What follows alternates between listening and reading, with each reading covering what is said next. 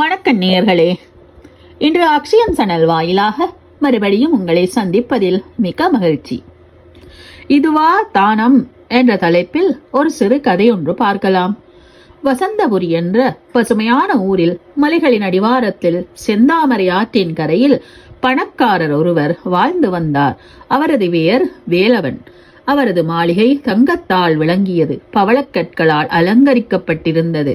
ஆனால் அவரது இதயமோ பணத்தின் மீதான பற்றுதலால் கற்பாறையைப் போல கடினமாக இருந்தது. ஒரு ரூபாயை கூட யாருக்கும் தரமாட்டார். இரவு பகல் பொருளை பாதுகாப்பதிலேயே கவனமாக இருப்பார். ஆனாலும் அவருக்கு ஒரு ஆசை இருந்தது, சுவர்க்கத்துக்கு செல்ல வேண்டும் என்பதுதான் அது. வேலவனின் இந்த ஆசை ஊரில் பேச்சாக பரவியது. பணம் இருந்தும் பயனில்லை, இவர் சொர்க்கத்தை பற்றி பேசுகிறாரே என்று மக்கள் கிண்டல் அடித்தனர். ஆனால் வேலவனோ தன் ஆசையை விடவில்லை. ஒரு நாள் ஊருக்கு வந்த துறவியொருவரை பற்றி கேள்விப்பட்டார். அவரது பெயர் சித்தானந்தர். அவர் ஞானத்தின் ஒளியால் மக்களை வழிநடத்துபவர் என்று புகழப்பட்டார். வேலவன் சித்தானந்தரை சந்தித்து சொர்க்கத்துக்கு செல்லும் வழியை கேட்க முடிவு செய்தார். சித்தானந்தர் செந்தாமரை ஆற்றின் கரையில் ஒரு பெரிய ஆலமரத்தின் நிழலில் அமர்ந்திருந்தார். அவரை சுற்றி மக்கள் கூடி அவரது அறிவுரையை கேட்டுக் கொண்டிருந்தனர். வேலவன் தன் பரிவாரங்களுடன் அங்கு சென்றார். துறவியை வணங்கி, ஐயா, நான் சுவர்க்கத்தை அடைய ஆசைப்படுகிறேன், அதற்கு ஒரு வழி கூறுங்கள் என்று வேண்டினார். சித்தானந்தர் அவரை அமைதியாக பார்த்து, வேலவா, சுவர்க்கம் என்பது பணத்தால் வாங்கப்படுவது அல்ல. மனதின் தூய்மையும் மற்றவர்களுக்கு செய்யும் தர்மமும் உன்னை அங்கு அழைத்து செல்லும். யாருக்கும் அநியாயம் செய்யாமல் உன் செல்வத்தை பகிர்ந்து ஏழைகளுக்கு உதவு என்றார். வேலவனுக்கு இது பிடிக்கவில்லை. என் செல்வத்தை பகிர்ந்தால் நான் ஏழையாகி விடுவேனே என்று மனதில் நினைத்தார். ஆனால் ஸ்வர்க்கத்துக்கு செல்லும் ஆசையை விடவும் முடியவில்லை. அவர், ஐயா, பெரிய தர்மம் செய்ய எனக்கு மனம் வரவில்லை, ஆனால் சிறிய அளவில் ஏதாவது செய்ய முடியுமா என்று கேட்டார். சித்தானந்தர் புன்னகைத்து, சிறிய செயல்களிலும் பெரிய பலன் உண்டு, ஆனால் அது மனதின் உண்மையான தூய்மையுடன் இருக்க வேண்டும். உன் மனம் உண்மையாக இருக்கிறதா என்பதை நீயே தீர்மானித்துக் கொள் என்று கூறி அமைதியானார். வேலவன் துறவியின் வார்த்தைகளை பற்றி யோசித்தார். பெரிய அளவில் தர்மம் செய்ய வேண்டாம், சிறிய அளவில் ஏதாவது செய்தால் செல்வமும் குறையாது, சொர்க்கமும் கிடைக்கும் என்று முடிவு செய்தார். அவர் ஒவ்வொரு நாளும் ஒரு ஏழைக்கு ஒரு பிடி அரிசி தானம் செய்ய தொடங்கினார். ஆனால் இதிலும் அவரது கஞ்சத்தனம் வெளிப்பட்டது. அவர் மிகவும் பழைய உடைந்த அரிசியை மட்டுமே தானமாக அளித்தார். ஏழைகள் இதை எப்படி சமைப்பது என்று முணுமுணுத்தாலும் வேறு வழியின்றி பெற்றுக்கொண்டனர். மாதங்கள் சென்றன. வேலவனின் மனம், நான் தர்மம் செய்கிறேனே, இப்போது சொர்க்கம் உறுதி என்று ஆனந்தம் அடைந்தது.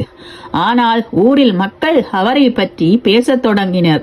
ஒரு பிடி உடைந்த பழுதான அரிசியை தந்து சொர்க்கம் வாங்க நினைக்கிறாரே என்று சிரித்தனர். இந்த பேச்சுக்கள் வேலவனின் காதுகளுக்கு எட்டவில்லை. ஒரு நாள் சித்தானந்தர் மீண்டும் வசந்தபுரிக்கு வந்தார்.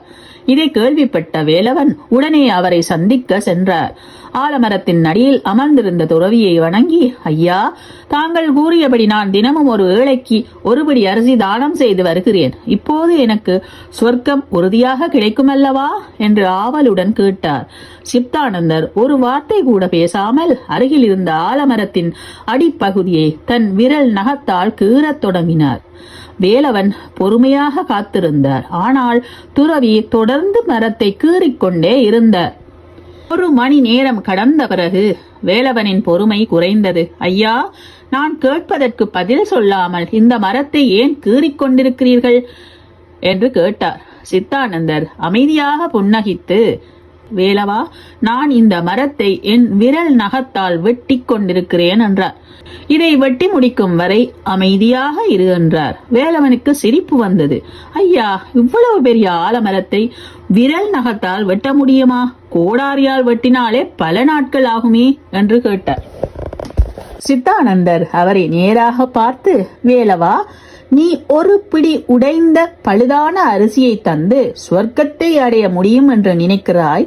அப்படியானால் நான் என் விரல் நகத்தால் இந்த மரத்தை வெட்ட முடியாதா என்று கேட்டார்.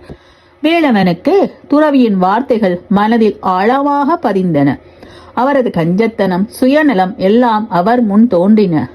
துறவியின் காலில் விழுந்து, ஐயா, என்னை மன்னியுங்கள், என் தவறை உணர்ந்தேன், இனி மனம் திறந்து ஏழைகளுக்கு உதவுவேன் என்று உறுதியளித்தார். வேலவன் மாளிகைக்கு திரும்பியதும் தன் செல்வத்தை பகிர்ந்து கொள்ள முடிவு செய்தார். முதலில் ஊரில் உள்ள ஏழைகளுக்கு உணவு வழங்கினார். பசியால் வாடியவர்களுக்கு அரிசி, காய்கறிகள், பருப்பு என்று வாரி வழங்கினார். பின்னர் பள்ளி இல்லாத கிராமத்தில் ஒரு பள்ளி கட்டினார். மருத்துவமனை இல்லாத இடத்தில் மருத்துவ வசதிகளை ஏற்பாடு செய்தார். ஊர் மக்கள் வேலவனின் மாற்றத்தை பார்த்து வியந்தனர். இவர் இப்போது உண்மையான பணக்காரர் என்று புகழ்ந்தனர்.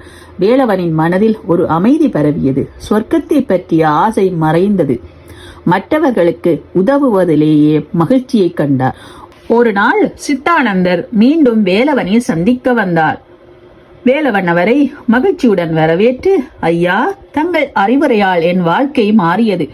இப்போது நான் சொர்க்கத்தை விரும்பவில்லை, மக்களுக்கு உதவுவதே என் சொர்க்கம் என்றார். சித்தானந்தர், வேலவா, இப்போது நீ உண்மையான சொர்க்கத்தை அடைந்து விட்டாய் என்று ஆசி கூறி புன்னகையுடன் பயணத்தை தொடர்ந்தார். ஒரு பிடி அரிசியில் தொடங்கிய வேலவனின் பயணம் அவரை உண்மையான தர்மத்தின் பாதையில் இட்டு சென்றது. சொர்க்கம் என்பது வெறும் ஆசை அல்ல, அது மற்றவர்களின் மகிழ்ச்சியில், பகிர்வில் உண்மையான மனதில் உள்ளது என்பதை அவர் உணர்ந்தார். நாமும் எமது சம்பாத்தியத்தில் ஒரு சிறு பகுதியை உண்மையான மனதோடு மற்றவர்களுக்கு உதவுவோம். என்ன நேயர்களே, இன்னொரு பதிவில் உங்களை சந்திக்கின்றேன். நன்றி. வாழ்க வளமுடன்.